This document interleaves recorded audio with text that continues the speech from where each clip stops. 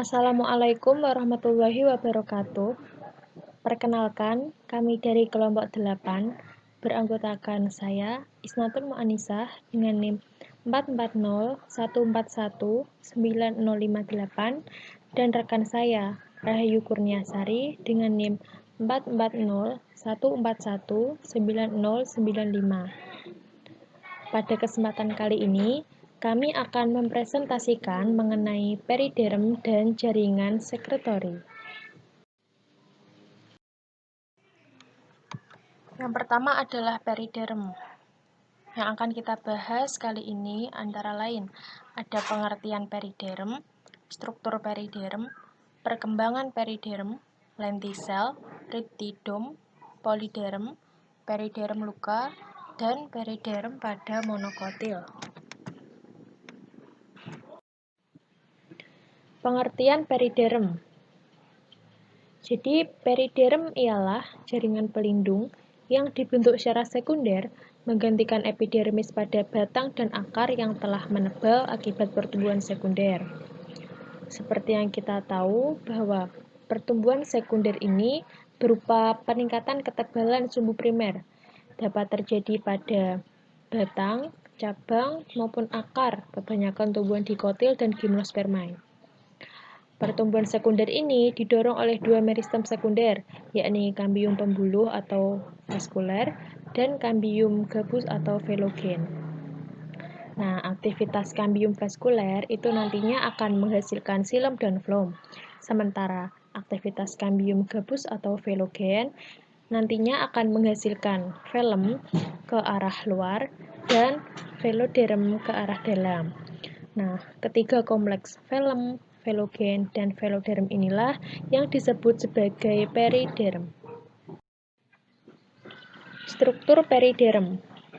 Sebagaimana telah disebutkan sebelumnya, periderm ini terdiri atas velogen atau kambium gabus, kemudian velum atau gabus, dan veloderm. Yang pertama adalah velogen. Velogen ini disebut juga sebagai meristem lateral sekunder yang mungkin dapat berasal dari sel hidup permanen, epidermis, hipodermis, atau korteks. Velogen ini terdiri atas satu macam sel, yakni berupa satu lapisan sel meristematik yang tersusun rapat. Sel velogen terkadang memiliki vakula yang dapat berisi kloroplas maupun tanin. Ketika velogen membelah secara periklinal ke arah dalam, nantinya terdiferensiasi menjadi veloderm, sedangkan ke arah luar akan terdiferensiasi menjadi velum. Yang kedua adalah velum, atau disebut juga dengan sel gabus. Jadi, velum ini terbentuk sebagai hasil pembelahan dari sel-sel velogen menuju ke arah luar. Sel-selnya tersusun rapat dan memiliki dinding selulosa yang tipis pada awalnya. Saat dewasa, materi hidup pada sel secara bertahap akan hilang, sehingga sel gabus disebut sebagai sel mati. Dinding sel menjadi tebal karena perkembangan zat lemak yang disebut suberin.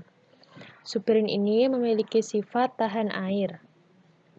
Namun, ada pula sel yang tak bersuberin, disebut juga dengan veloid.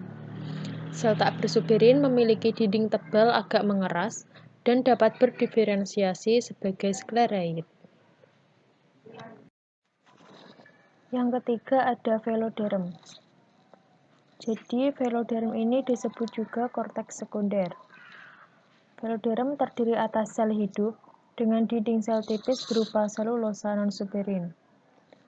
Sel veloderm dikatakan hampir homogen dengan parenkim korteks, namun masih dapat dibedakan karena letaknya sesuai dengan deretan radial velum. Terkadang, veloderm mengandung kloroplas dan pati. Selanjutnya, kami akan membahas perkembangan periderm. Periderm pertama pada batang dan akar biasanya sudah tampak pada tahun pertama pertumbuhannya. Sedangkan periderm berikutnya mungkin terbentuk pada tahun yang sama, atau beberapa tahun yang sama, atau bahkan tidak akan pernah terbentuk. Kondisi lingkungan seperti ketersediaan air, temperatur, dan intensitas cahaya turut mempengaruhi terbentuknya periderm lanjut. Berikut ialah proses pembentukan periderm. Yang pertama, sel yang akan membelah menghasilkan velogen dapat berupa epidermis, parenkim subepidermal atau kolenkim, parenkim perisikel atau parenkim flum sekunder, termasuk jari-jari empulur flum. Pada saat akan membelah membentuk velogen, benda ergasitik menghilang dan penebalan sel berhenti. Pembentukan velogen ini diawali oleh pembelahan periklinal. Dengan dimulainya pembelahan, pati dan tanin lambat laun akan menghilang dari sel yang memilikinya. Setelah terjadi pembelahan sel pertama, terbentuklah dua sel yang sama besar. Selanjutnya, sel sebelah dalam dari dua sel tersebut tidak melakukan pembelahan. Itu disebut sebagai sel veloderm. Sedangkan sel sebelah luar akan membelah lagi. Itu disebut sebagai sel velogen. Bagian luar dari hasil pembelahan kedua berdiferensiasi menjadi sel gabus atau velum. Sedangkan sel sebelah dalam akan menjadi meristematik dan masih dapat membelah lagi. Selanjutnya adalah lentisel. Lentisel merupakan suatu bukaan berbentuk lensa yang memungkinkan terjadinya pertukaran gas antara atmosfer luar dengan jaringan yang ada di dalam batang. Jadi, pada tempat-tempat tertentu di periderm, itu nanti velogen akan menghasilkan jaringan yang berbeda dengan velum. Jaringan tersebut memiliki banyak ruang antar sel. Nah, jaringan yang terbentuk tersebut akan memecahkan epidermis. Selanjutnya membentuk bukaan berbentuk lensa, inilah yang disebut sebagai lentisel.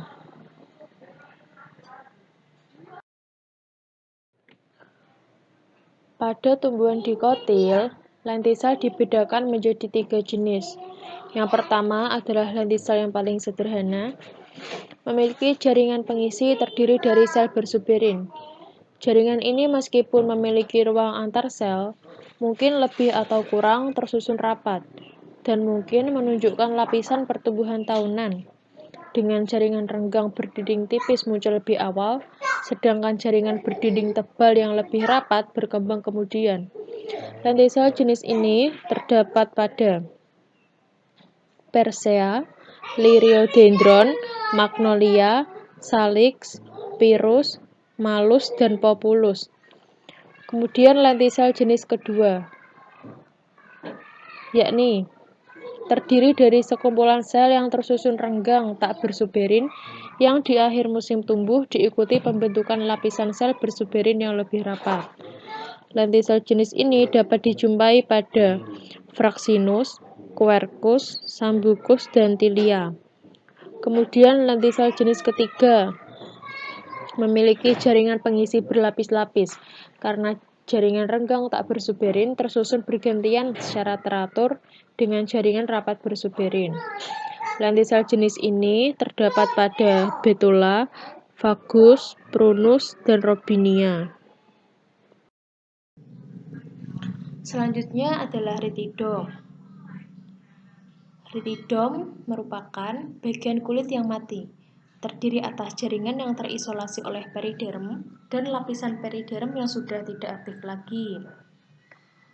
Jadi, ketika ada tekanan dari arah dalam, itu perlu diimbangi oleh penutup yang sesuai.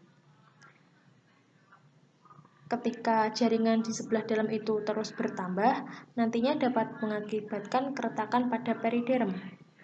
Nah, di saat itulah terbentuk periderm baru dalam jaringan hidup di bawah periderm pertama.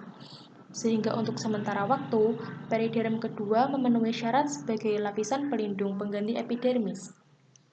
Apabila hal tersebut terjadi berulang kali, sementara periderm lama belum sepenuhnya tanggal, terdapat sejumlah lapisan periderm di permukaan akar dan batang.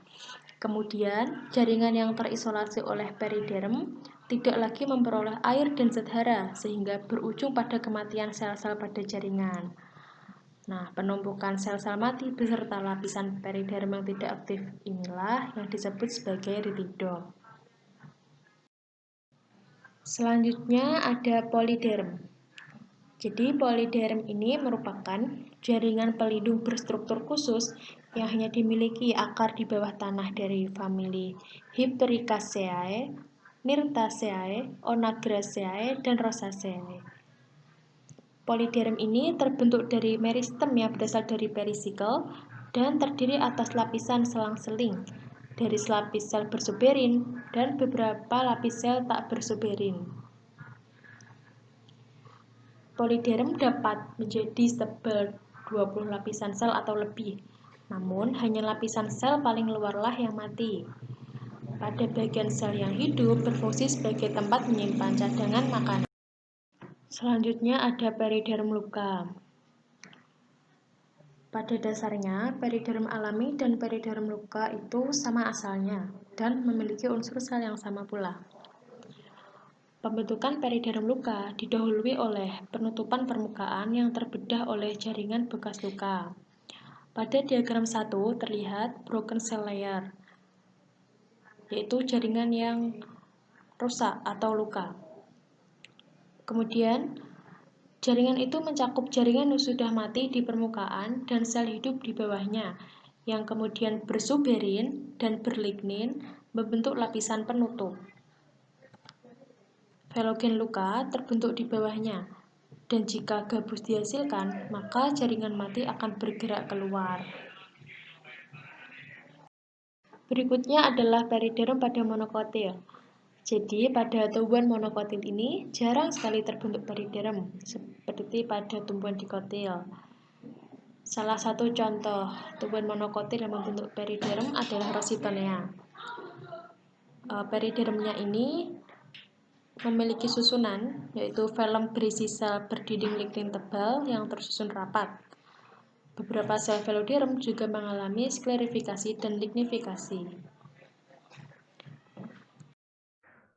Selanjutnya, saya akan menjelaskan tentang jaringan sekretori. Apa itu jaringan sekretori? Jaringan sekretori adalah jaringan tumbuhan yang terdiri dari satu sel atau lebih yang berfungsi sebagai tempat pengeluaran senyawa atau sekret. Berdasarkan strukturnya, jaringan sekretori dibagi menjadi dua, yaitu struktur sekretori eksternal dan struktur sekretori internal. Berdasarkan senyawa yang dihasilkan, terdapat 3 jenis senyawa. Yang pertama yaitu senyawa regresi atau senyawa yang belum masuk metabolisme tubuh, dihasilkan oleh hidatoda dan kelenjar garam. Kemudian senyawa sekresi, senyawa yang masih digunakan tubuh dalam proses metabolisme, yang dihasilkan oleh sel kelenjar, ruang kelenjar, dan saluran getah. Kemudian yang ketiga yaitu senyawa ekskresi. Senyawa ini merupakan senyawa sisa hasil metabolisme yang dihasilkan oleh rambut kelenjar, osmofora, dan kelenjar madu. Selanjutnya kita akan membahas mengenai struktur sekretori eksternal. Struktur ini dibagi menjadi 4, yaitu rambut kelenjar, nektaria, osmofora, dan hidatoda. Yang pertama yaitu rambut kelenjar, merupakan derivat epidermis dan lapisan subepidermal. Ciri-cirinya yaitu sel-selnya berasal dari sel epidermis, di dalam selnya terdapat cairan khusus atau substansi seperti air, madu, kristal, dan sebagainya. Strukturnya mempunyai tangkai dan kepala. Tangkai uniseluler atau multiseluler dan terdiri atas beberapa deretan sel. Kepala uniseluler atau multiseluler. Contoh dari rambut kelenjar antara lain yaitu trikoma glanduler, yang terdiri atas trikoma hidatoda, trikoma yang menyekresikan madu, trikoma yang menyekresikan terpen atau minyak, dan rambut gatal. Sekretori eksternal yang kedua yaitu nektaria. Seperti yang sering kita jumpai di beberapa bunga yang menghasilkan cairan manis, itulah nektaria. Nektar adalah cairan yang mengandung gula, terdapat pada bagian-bagian bunga. Kelenjar nektar merupakan struktur sekresi luar yang menghasilkan cairan gula. Kelenjar madu yang terdapat pada organ generatif dikenal dengan istilah nektaria floral. Kelenjar madu yang terdapat pada organ vegetatif disebut nektaria ekstrafloral. Letak Nectaria florar dapat ditemukan pada sepala, petala, stamen, ovarium, dan reseptakulum. Kedudukan Nectaria sangat bervariasi dan dapat dikelompokkan sebagai berikut. Pada bagian basal benang sari, melingkar pada bakal buah, melingkar di bawah benang sari, mengelilingi bagian basal putik, mengelilingi bagian antara benang sari dan bakal buah, mengelilingi bagian atas buah, berupa rambut-rambut yang membentuk bantalan yang terletak di bagian basal kepala putik, pada staminodia yang terletak di bagian basal dari stamen. Extraflora, misalnya pada tangkai daun atau petiolus, misalnya pada tumbuhan Passiflora, Ricinus, dan Impatiens. Flora nektar, polinasi, ditemukan pada sepal, petal, stamen, ovarium, atau reseptakel atau tangkai bunga. Selanjutnya yaitu Osmofora. Osmofora merupakan kelenjar yang menghasilkan minyak menguap pada bagian bunga yang berdiferensiasi menjadi rambut sikat atau sirip. Keharuman dari bunga biasanya dihasilkan dari substansi yang mudah menguap, terutama minyak atsiri. Keharuman terdapat pada kelenjar khusus yang disebut osmofor. Bagian pada bunga dapat berdiferensiasi menjadi osmofor berupa jaringan yang terspesialisasi bagi sintesis dan sekresi zat berbau harum. Pada Araceae, menghasilkan bau tak sedap mirip bau daging busuk. Osmofor menghasilkan amonia di samping terpen.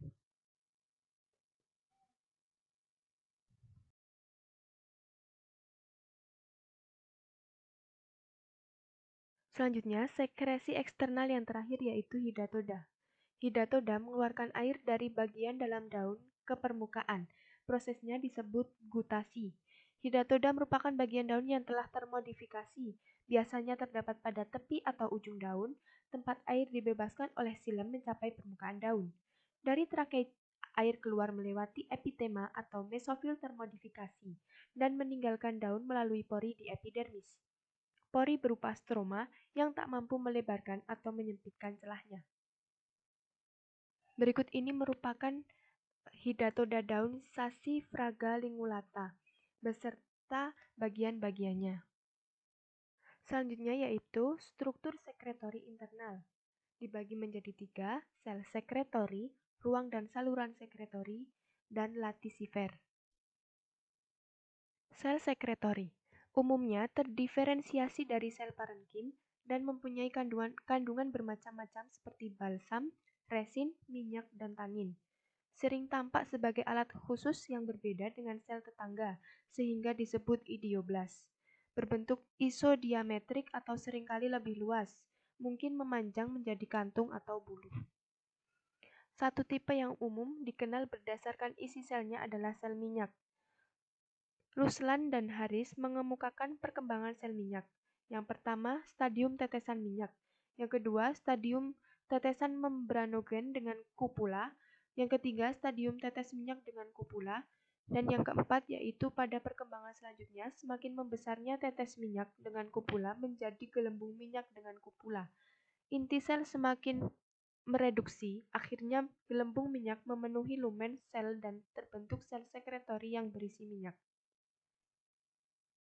Selanjutnya, ini merupakan gambar dari beberapa idioblas. Yang pertama ada idioblas kaktus, sel lendir pada kaktus atau Matukana grandiflora. Lendir atau karbohidrat akan mengikat air sehingga dapat digunakan mencegah terjadinya penguapan yang berlebihan. Kemudian idioblas yang kedua yaitu idioblas milik magnolia. Sel minyak pada daun magnolia. Fungsi sel ini yaitu memproduksi dan menyimpan minyak. Sekretori internal yang kedua yaitu ruang dan saluran sekretori. Dibagi menjadi 3 berdasarkan terbentuknya.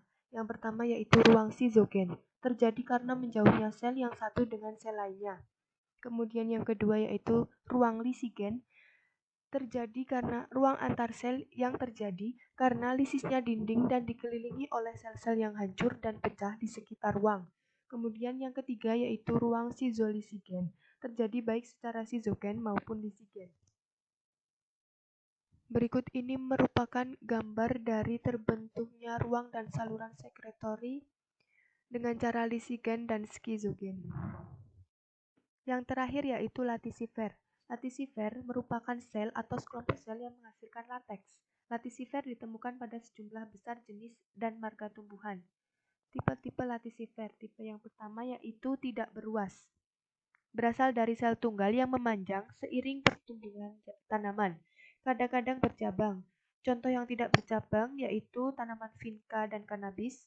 Kemudian tanaman yang bercabang contohnya euphorbia, nerium, ficus, dan asclepias. Tipe yang kedua yaitu beruas, tersusun atas suatu seri sel, baik bercabang maupun tidak bercabang. Ujung dari masing-masing sel tetap utuh, berpori atau membentuk lubang atau perforasi anastomosis atau tidak beranastomosis. Tidak beranastomosis contohnya musa dan allium. Beranastomosis contohnya sonchus, carica, manihot, papaver, dan hevea. Pada hevea, latisifer umumnya terdapat pada kulit batang. Latisifer yang paling utama terbentuk pada kulit batang paling dalam, yang berasal dari kambium. Baik, sekian presentasi dari kami. Apabila ada salah mohon dimaafkan. Terima kasih. Wassalamualaikum warahmatullahi wabarakatuh.